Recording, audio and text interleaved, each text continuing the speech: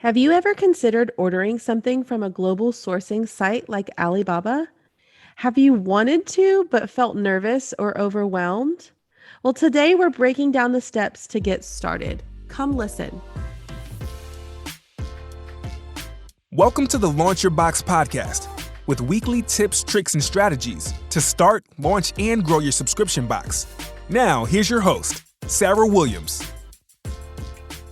Hey, everybody. Welcome back to the podcast. I'm excited today because I'm talking with Marissa Sayers from Sayers Imports, and we're talking about sourcing today. And I know it's one of those things that's on your mind all the time, especially as you get launched and you're starting to grow. Finding products is a constant battle in our industry, and it's something that we need to be on top of all the time. And so, whether you've ever sourced overseas or not, I want you to listen to this episode, take some notes because Marissa's here and she's going to drop a lot of knowledge to help us get started with sourcing globally or kind of give you some tips and tricks on if you're already doing it and how you can do it a little bit better. So, Marissa, welcome to the podcast. Say hi to everybody. Hi, guys. Thanks for having me. I'm so excited. I'm so excited too. Marissa and I actually just got back from going to market. So we got to spend some time together looking at all the things, figuring out what we want to make this year, figuring out what we want to put in our boxes. But today we're going to talk about Alibaba. And Alibaba is a website that you can source a lot of things overseas. Marissa, when you explain what Alibaba is, what is that? The easiest way to kind of explain it is that it is a business to business website to connect, buyers and sellers. So mostly it is China based, although you can find some other countries like Japan or India, but usually it is sourcing for China, and it's a way for them to be able to be matched with you. And so you can get the products that you need, at a imported cost. It's like the best place to go when you want to start sourcing from China, right? Because like you could get on a plane and you could go to China and you could figure it all out. You could go to, what is that? The Canton Fair that's out there. That's like the huge thing. That is so overwhelming. This is a way that normal people, small businesses like you and me, we can start learning how the sourcing process works with China. Now, there's a couple websites, and I've sourced from both, but there's Alibaba.com and there's AliExpress. What's the difference between the two? So Alibaba, like I said, is business to business. That is their mindset. Usually they have some sort of minimum or MOQ you'll see on the websites. Now, that minimum could be very low. It could be 25 pieces or 50 pieces, but the whole entire website is designed with a business owner buying in mind, versus AliExpress is actually designed for more of a consumer. So you're going to see a difference in prices. You're going to see that very rarely have I ever seen a minimum on AliExpress. And the prices are higher to reflect that because that whole entire website is with consumers in mind. Most businesses, factories, manufacturers operate on both. And their intent is to, a business buys samples on AliExpress, and then once they see the quality, they then try and find the factory and buy in bulk. But we're going to talk about how I recommend just skipping that part. Okay. And I love recommending both as well, because for me, I would send someone over to AliExpress if they have low numbers, like if they have, maybe less than 100, maybe around 50 subscribers or something like that, because you're still going to get a good deal as far as pricing, but you don't have to meet that MOQ. And when we say MOQ, we're talking about minimum order quantity. Anytime you buy in bulk, there's going to be an MOQ. And that means you have to buy at least that number for you to be able to buy from them. So because there's not that on AliExpress, you can buy lower quantities. And so I really love that to kind of get started if you're not at the 100 mark or above yet. So, all right. So if I decide, okay, Marissa and Sarah, I'm going to start looking at Alibaba, do I need to have any sort of credentials? Is there something that I need to prove who I am? Or is there something I need to do before I can start ordering on Alibaba? You actually don't. So you don't need to prove, you don't need your business license. You don't need an EIN or anything like that. Don't be surprised. The factories will actually do their own research on you before they choose to work with you. It's a two-way street. You are vetting them. They are also vetting you. So as soon as you contact them, they are looking at your social media, they are looking at your website, and they are trying to decide if you are worth it to work with at the same time you are trying to make that decision for yourself. Okay, that's cool to know. Now, so I'm going to alibaba.com. I'm setting up my profile, my account so that I can start looking. I'm just putting something in. So I've got stuff on my desk. So I always talk about stuff on my desk, but I'm going to look for custom pins. Okay. Mm-hmm. So I type in the word custom pins and hundreds of listings come up, and suddenly I'm overwhelmed. What should I do to really narrow down this search, or what should I look for to help me sort through these hundreds of listings?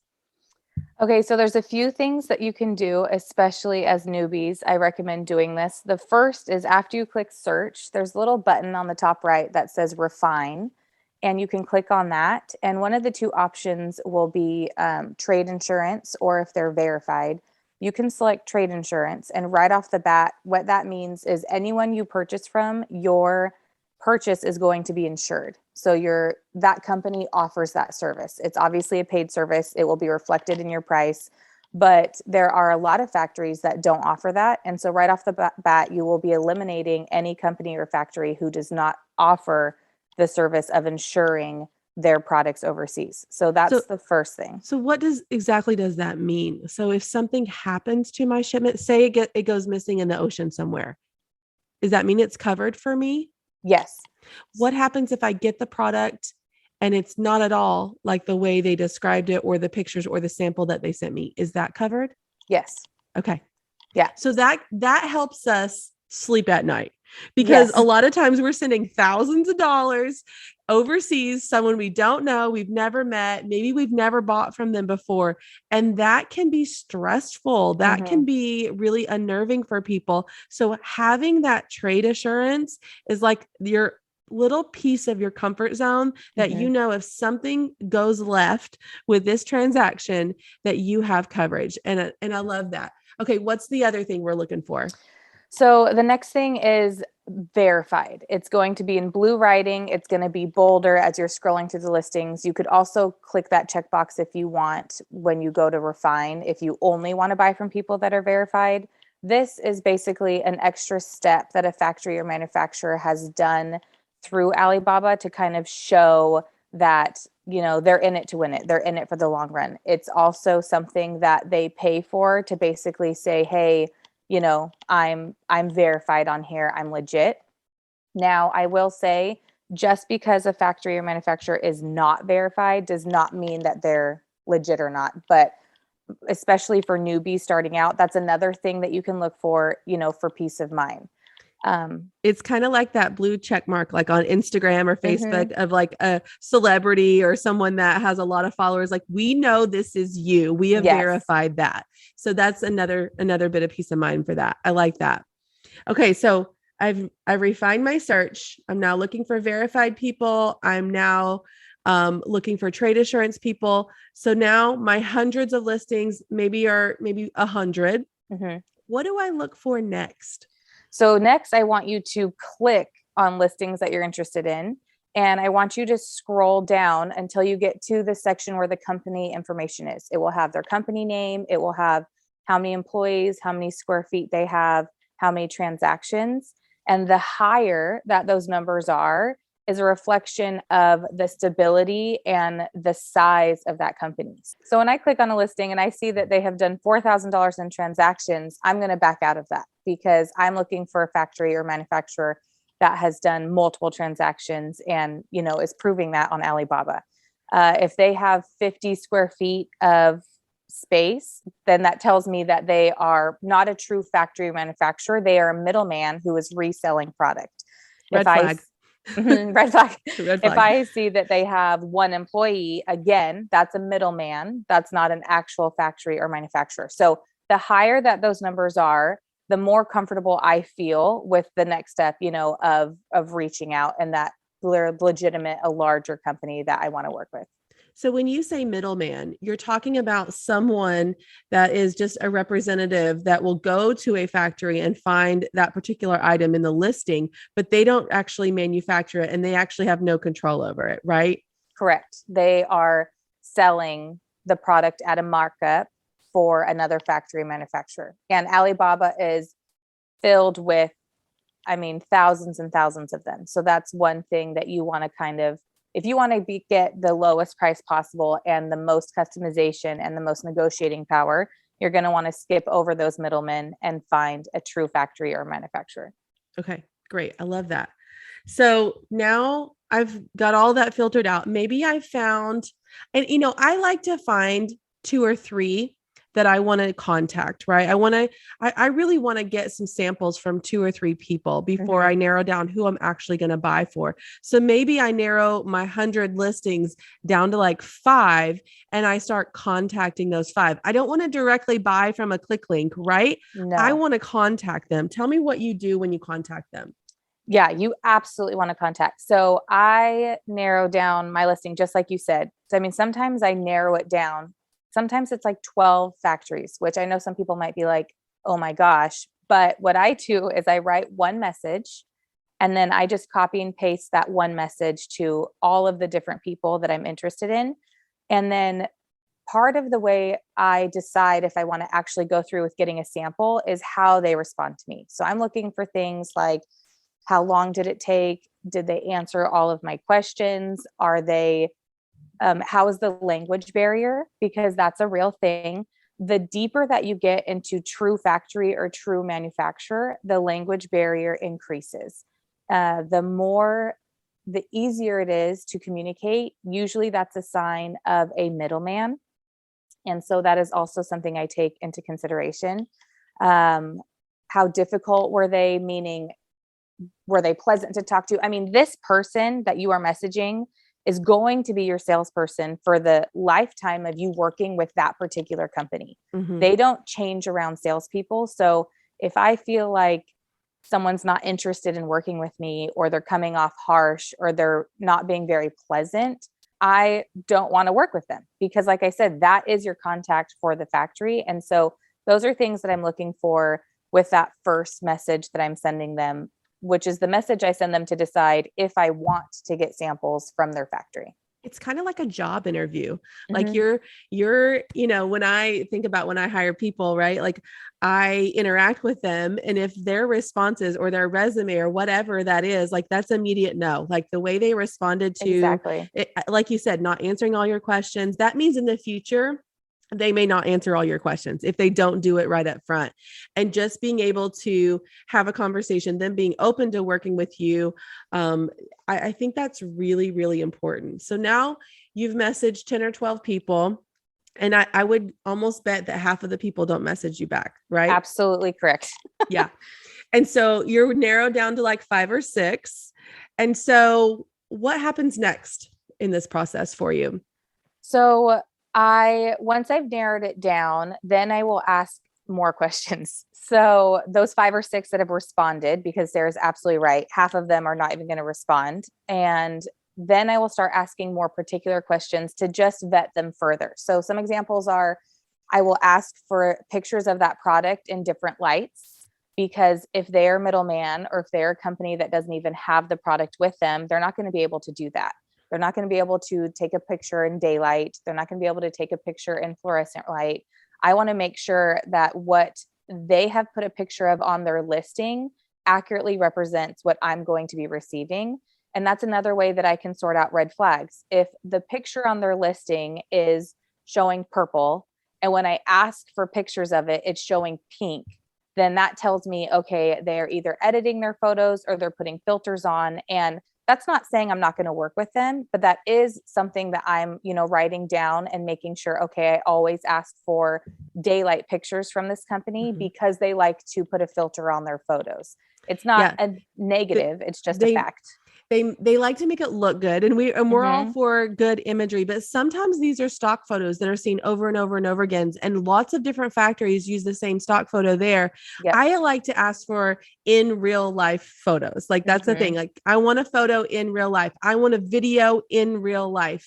So they'll take it, they'll talk to me on the video or they'll show me on the video. So I want to know I want an in real life photo. And that means on your messy desk, Yep. wherever you're working. I don't want a pretty stock photo. I want an in real life photo, because sometimes things that are portrayed in the photo are not actually what they look like. Absolutely. And then the next, and probably, I mean, I shouldn't say next, this is all just one paragraph that I'm sending them, but something that I ask is, does their company offer DDP services? This is the only service that I recommend as a buyer using, unless you are working with an importing company and you are paying them for their services. Okay, let's talk about that. Okay. Because when I started sourcing from Alibaba, this was the most confusing thing for me. Mhm. And it was really hard for me to figure out. So when you're talking DDP, you're talking about shipping types. So tell me the different acronyms that are going to be there. It's FBA.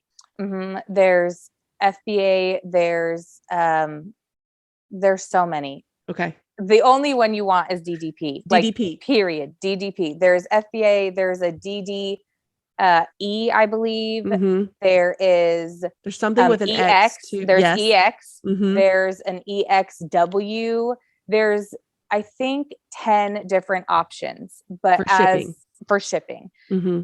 But as a small business or a large business importing without paying for services of an import agency, the only one you are going to use is DDP. Okay. DDP. Yes. I want this shipped DDP. And you make sure that you ask them if that's possible before you even start to buy something. And what does shipping DDP mean? So DDP, first of all, let me tell you, your price is going to jump, and I'll explain that in a second. And so when you are sourcing in Alibaba, I literally ignore all of the pricing that you see, because when you order DDP, it's going to be a whole different price tier. And the reason for that is the seller is assuming complete and total responsibility. So here's some of the fees that go into importing, just some of them.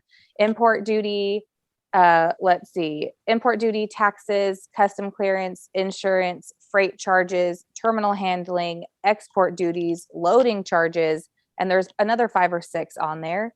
And DDP means that the seller is covering all of those. Now, that is going to be put in your cost, obviously, but you don't have to deal with paying for custom taxes and import duties and clearance at customs and unloading freight at the port and then getting freight from the port onto a truck to your house. You don't have to worry about any of that with DDP services. If you ship any other way, you are going to be hit with all kinds of unexpected costs. Yep. And you do not want to, have to deal with that, especially in the world's climate right now of having to find someone to go pick it up for you at the port. But you also want to make sure that you're building those expenses, the shipping expenses, the customs, the taxes, all the things into the cost of your item, because that affects the profitability of your subscription box. So make sure that you are asking for DDP, and you have to understand that when something's $1.70 on the website and you want DDP, it's going to more than double that price. So just like Marissa said, you just ignore those prices and just have a conversation with somebody to understand what it will cost you, because that $1.70 price, number one, that could be for 1,000 pieces. First of all, that could be like an FBA or an EX shipping, which is not covering any of your any of the legs along the way of it getting from their factory to your front door. So just go into that with an open mind and start the conversations. And that's why it's so important to have conversations with multiple people, because if Marissa's having conversation with 12 people and then 6 people don't even respond to her, and then out of those 6 people, 2 of them are not willing to ship DDP, it's going to narrow down her search. And you don't want to get through all of this and then you got nobody to choose from after you did all this, because you only talked to 3 people. Start the conversations with more people, so that when you figure all of this out and you're ready to place your order, you have more than one to choose from. Absolutely. And with negotiating, they're going to be using EX pricing. So they're going to tell you, it's $1.70 EX is going to be what they're going to tell you. And you're going to say, I need DDP pricing. And you may have to say that more than one time to whoever you're talking to, because they don't want to give you that price because they think you're not going to order, because like Sarah said, the price like more than doubles. And so you just have to explain, no, I only use DDP services. I understand it's more, but they're going to be hesitant to give that to you because they want to just give you whatever price sounds lowest. So that's why in my very first message, I say, I'm only interested in DDP shipping. I'm only interested in DDP services. Is this something that your company offers? And I make it very clear that is the only way I'm going to ship. And so that way that will eliminate later on when they are trying to say, oh no, EXW is better. EX pricing is better. It's much lower. You can handle customs, you can handle declaration. I don't want to handle that. Like Sarah said, I don't want to ship 1,000 of something or 100 of something and have no idea how much it's actually going to cost. Yeah. Or how to get it off the ship or any of that. So it's stressful. And DDP means that it's literally going to be handled from their door to your door. Yes. So you don't have to deal with anything in between, like nothing. It's amazing. Very, very rarely this is for when I'm sourcing much larger quantities. So this is for more experienced business owners who are listening. I need to get them some sort of information for customs. But what that is just, they give you the website, like the tariff website, and all you do is type in what you're getting. So if you're buying, PU leather purse or whatever, and that's all they want you to just verify that they have the right tariff code. But that's only happened twice out of all of my sourcing. But if that comes up, don't panic. It's just verifying that the information they have is correct, which so far 2 for 2, they've been correct. Awesome.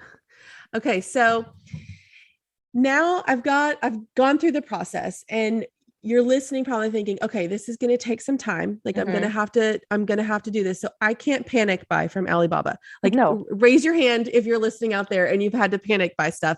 I have to panic buy stuff all the time. It's a real thing and it's okay, but you cannot panic buy from Alibaba. You have to plan and buy from them out, far out. So let's talk about that timeline, Marissa, because, I always go back to 2019 sourcing from Alibaba looks very different than what our 2022 sourcing is. So how much time do I need from the point of I'm on the website just searching for something to when I actually need it? So just in shipping time alone, it's going to widely vary from factory to factory. That's another question that I recommend putting in your initial paragraph, is asking them, what is their current production time, their current packing time, and their current shipping time? Because those are all going to be 3 different times. If they don't have something in stock, it could take 5 days to produce. It could take 14 days. Packing time could be 2 days. It could be 2 weeks. And then shipping time, each factory or manufacturer has different shipping times based off of their company size, based off of how much pull they have with, the freight and the containers, which they call cabinets, by the way, and how many they can get on a ship, all of that stuff. So that's something you're really going to need to ask. But I would say at the bare minimum, you want to be planning for 2 months out, especially if you don't have any experience with the company. Now, once you I would tell you longer, especially if you don't have experience. Now, somebody like Marissa, she can source in 60 days. But if this is your first time to source, I'm going to tell you, give yourself 90 days, give yourself 120 days, just so you're not completely stressed out. And one other thing that I would tell you is that when you're very first doing this, why don't you pick something that's a small item that doesn't cost a lot? I want you to like dip your toe into something like I said, like a custom pin set, or, any kind of those little office supplies if you need something for your box, or hair, scrunchies or something like that. That's inexpensive, so that you're not like buying a main item of your box that is going to cost you a lot of money to work through this process. Start with something small, get your feet wet, understand the process, and then work up to those bigger things that you're going to need for your boxes. Yeah. Once you have ordered from a company before, then you usually have more pull of when your stuff can be shipped out. So the more you order from one company, then the faster your stuff will turn around, just because that's how most factories do business. Another thing is, keep in mind, like Sarah was saying, you're starting small and then working up to those larger things. Almost all factories and manufacturers will allow you to do a split. So it may be 50-50 at the beginning, and then later on it might be 30-70, but that split is the amount that you pay immediately upon placing your order, and then the rest you pay when it's ready to ship. So that doesn't really save you much if you're buying in-stock items, but for those of you who are looking to get custom things made, that is helpful, because it might be 30 days to have something custom made, and you're only having to pay 30 up front, and then you pay that 70% remaining as soon as it's ready to be shipped out. Yeah, I love that. That's some good tips there. Let's just chat about samples real quick. The thing when I started sourcing, Marissa, that was sticker shock to me was how much samples cost. Yeah. And I think when you're first sourcing, that's something that if you don't know that up front, you're like, what? Are they trying to rip me off? Yeah. But samples cost quite a bit of money. Can you talk through why that is? So they are shipping those samples express or air shipping, are different words that they will use interchangeably. And so you're paying for the freight, which is drastically more expensive, especially in 2022. And so they're charging a lot, as well as, just the same way you are vetting them. Like I said, they are vetting you. That is another way that they're trying to see if you're actually serious about it. So if you have all these long conversations and you tell them that you need 76 of something, and then you say, okay, I want a sample, chances are, they're going to tell you $50 or $100 for shipping and for the sample. And I like to think of it as it's a step for them to see if you're actually serious in purchasing. Now, something that you can do is you can negotiate a free sample and just pay freight, which is going to be $40 to $50 minimum, usually. Another thing, if they won't budge off that, is asking them, okay, will the price of my sample then be taken off of my order? And so far, every company I've ever worked with, sometimes it takes some negotiation, but they agree to that. So if they're charging $100 to get a sample of a pen set, then if I order that pen set from that factory, then they're going to take off $60. They won't take off the freight, but they'll take off the $60 it costs for the sample. Another reason why a sample can be so expensive is because if you're asking for something custom, then they're having to make that mold. They're having to make that pen that color that you want. They're having to, make a mold of that keychain, whatever it is.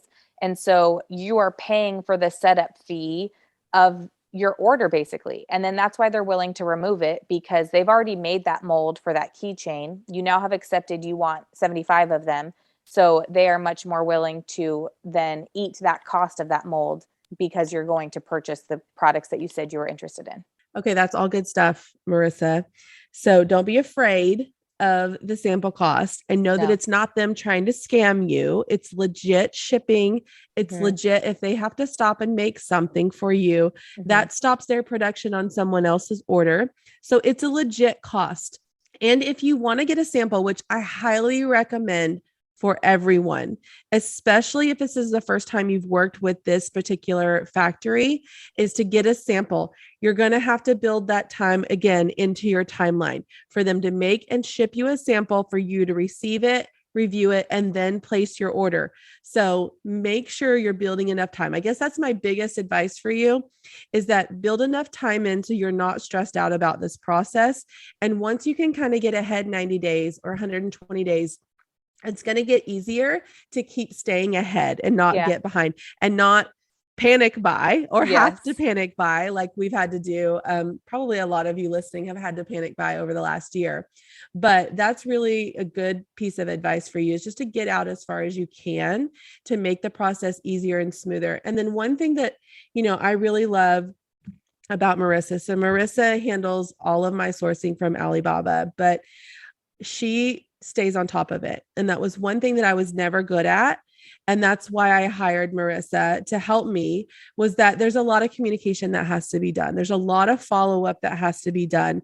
And you have to stay on top of this. So once you make that contact, once you buy your sample, once there's constant communication that you need to have, you can have it right in the Alibaba website. So there's messages in there. You can go to your account. I like to do things inside Alibaba because it's all in one place. If there's ever an issue, they can pull our conversations.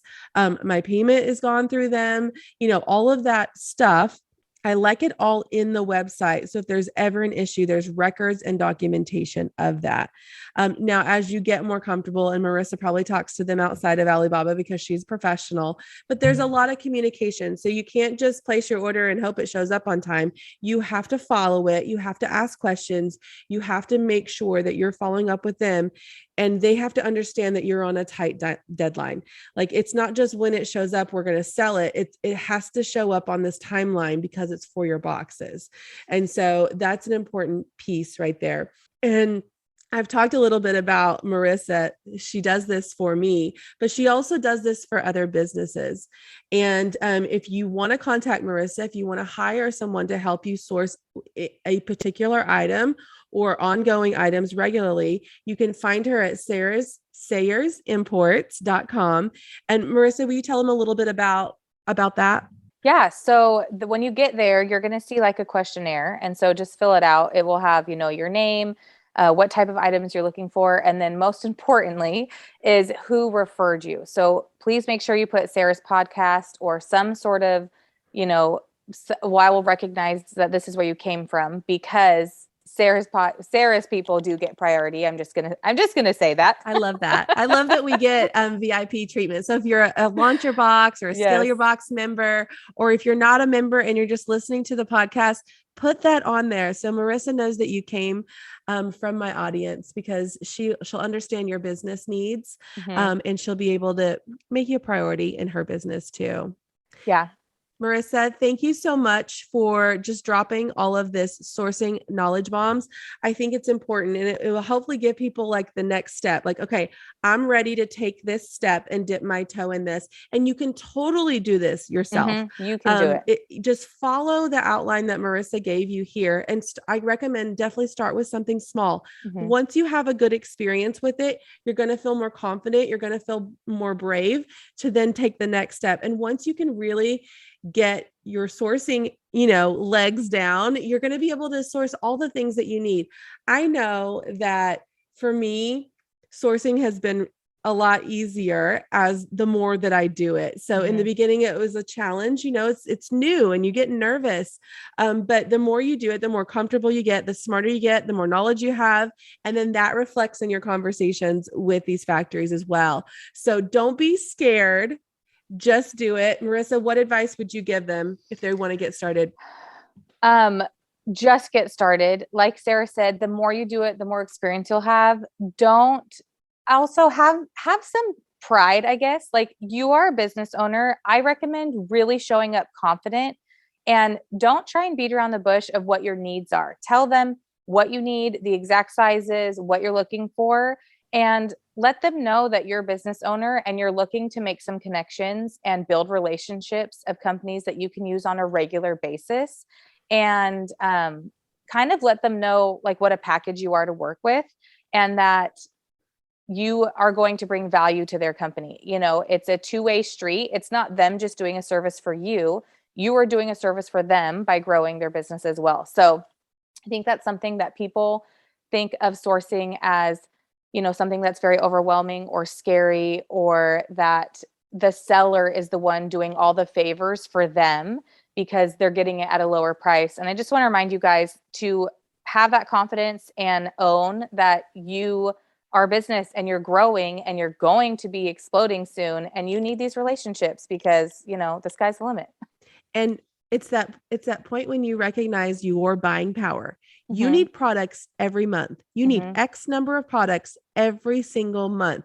You have buying power. So let's stand tall and own it, right? Yep. Marissa, where can they find you? Marissa May Sayers on all social media platforms, and then Sayers Imports. And just one more time, please make sure you let me know you're from Sayers, because I can only take on a limited number of clients, and I want to make sure that you guys can get the help you need. Awesome. Thank you so much, Marissa. You're welcome. Make sure you subscribe to the Launch Your Box podcast. I'd love for you to take a minute to rate and review it. Let me know which episode is your favorite so far. Don't forget to join me next week, right here.